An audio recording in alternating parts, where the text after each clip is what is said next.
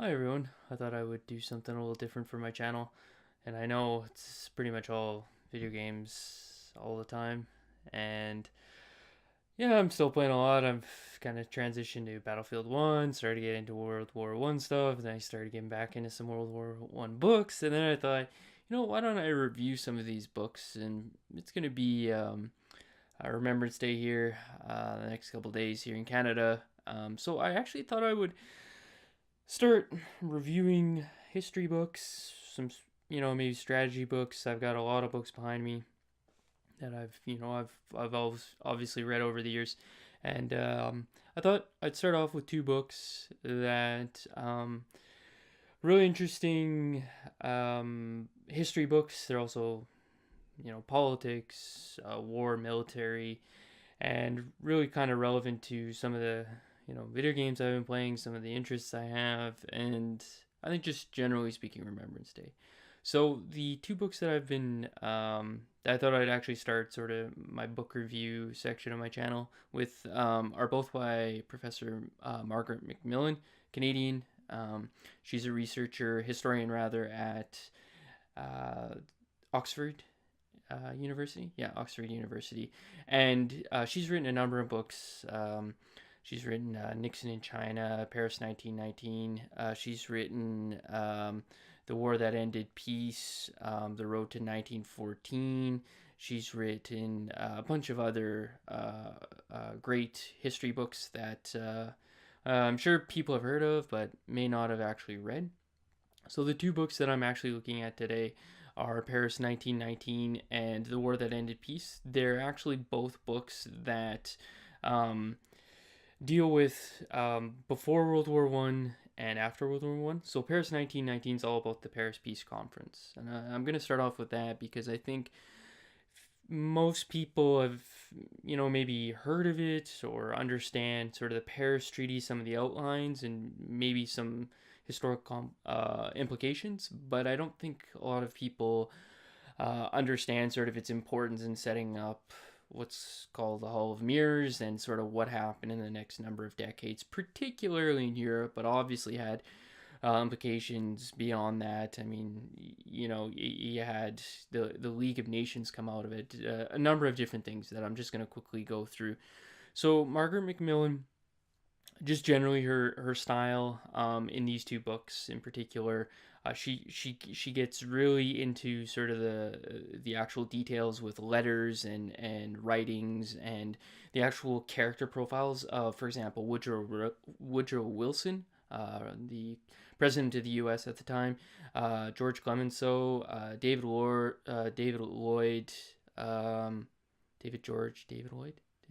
Lloyd George. Lloyd George. Yeah, sorry. I'm getting some names mixed up here. And I mean, obviously important actors in Germany, France, Russia. Really, really great sort of character profiles. So she's able to get into the details, but she's also able to get into the broader policy discussions and some of the implications of those policy discussions. So, some of the major questions she's able to really kind of dive deep into, did the Bolsheviks at the time represent the Russian people? They just basically seized power in 1917. There's still the Russian Civil War between the whites and the reds still going on. Did the Bolsheviks represent the Russian people at the Paris Conference? There's also, the question of, she goes to, how do you keep Germany down from rearming?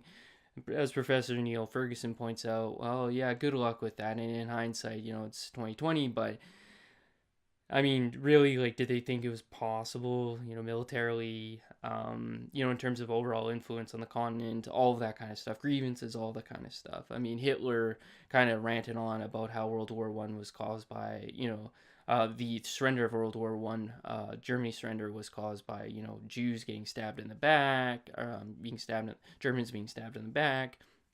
Not true. I mean, of course, but nonetheless, yeah. How do you keep Germany down? Really important question. There's so many other great questions she's able to go through. Who chairs the League of Nations? And I know Woodrow Wilson was like adamant. He's like, it's like the U.S. Of course, like we're gonna chair it, and And so she's able to go into all those details, like why this person was thinking this, why that person was thinking that, and then sort of what that meant going forward.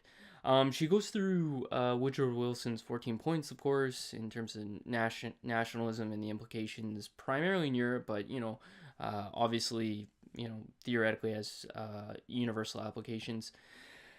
And she says, you can see where it kind of leads up to in terms of the Hall of Mirrors. And when I say Hall of Mirrors, I mean her final chapter and the idea that we're just going down the same path, and this peace treaty is just going down to World War II and building up the grievances and building up the problems. It's creating more problems than it solves.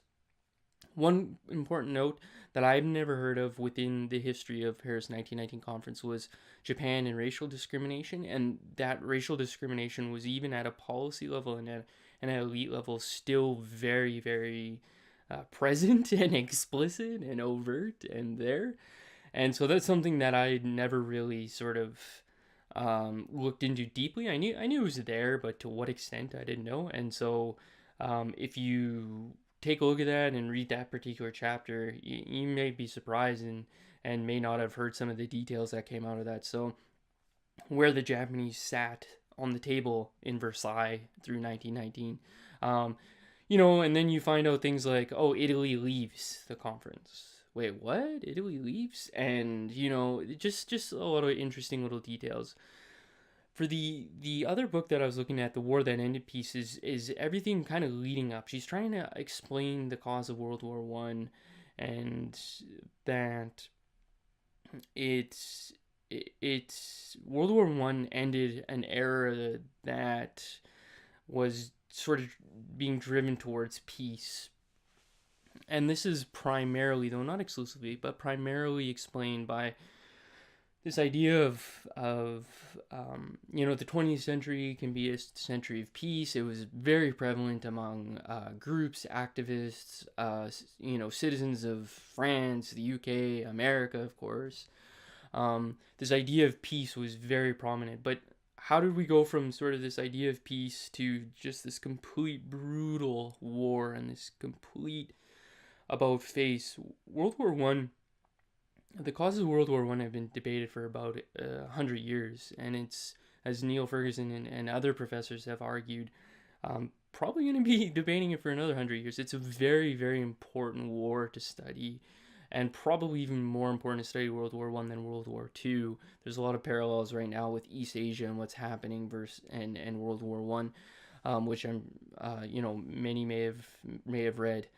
So she goes through same style. Some of the one thing that I didn't like about the book, it's a very long book. It's a very it's a very meaty book. She does repeat herself. She does that's kind of her style. She goes through one idea, then repeats the idea, then repeats it. She's able to kind of rehash and build up the ideas, which I can see getting annoying rather for some readers. It's okay. It didn't really bother me too much, but she's able to go through the actual geopolitical dimensions. Of course, for example, Italy was allied initially with the Central Powers, Germany and Austro-Hungary, and not the Entente and the UK and France, and then eventually signed a secret agreement. So yeah, of course she's able to go through the geopolitical sort of elements of it. Of course she mentions the German British naval race before World War One and what implications that had sort of moving on in terms of hostilities. But it's also the details. How did the Schlieffen plan, the German plan to go through Belgium into France, and how did that come about? What were some of the leading sort of military ideas within this country, in that country, and what were some of the ideas behind those military ideas or strategies? She's able to go through the details, who's connected to who, and who's married to who, and which aristocracy is more tied to the other aristocracy. You have to remember in those days, they were still marrying within aristocracies, sort of tying those bonds. And she goes into those details. I don't want to get bogged down in that too much, but she's able to get in all of that. Now, leading up into within 1914 itself, and leading up to sort of that the actual summer where everything sort of unfolded into August and September, she talks about she's able to go into all the complications of the Austro-Hungarian Empire, the grievances within it, or sort of the sub nationalities within it, and the complications that created with Russia, the Balkans, and how Russia was involved in the Balkans, and why there was sort of powder keg there, but there's also like a powder keg between the German and the French, and the whole thing's a mess. I'm like losing my breath here. It's very well done. It's a very long book, and if you want to understand some of the theories, or a theory about why World War One started, great book. Great book to start. Easy read. Paris 19 is fantastic. 1919 rather is fantastic. Again, same sort of format, same sort of style. If you want to know what happened after the war, awesome. All the details. I think it's just important to learn it. And I haven't read any recent books about the war itself. So if you have any recommendations, maybe I can cover that in the next video. Can cover before, during, and after, and perhaps offer some more theories as to why World War One started, and sort of the complications afterwards, and the whole mess of theories and subsequent minor wars that occurred after. And it's just, honestly, it's a mess, but it's a very interesting historical period. And like I said, I think it's more important to study that particular period, 1914 to, let's say, 1919, than it is to study, I think, World War II, in many respects. And partially that's because we have, very little very little sort of public debate about it nowadays. Nonetheless, recommend both those books. Check them out, and let me know what you guys think. Thanks, appreciate it.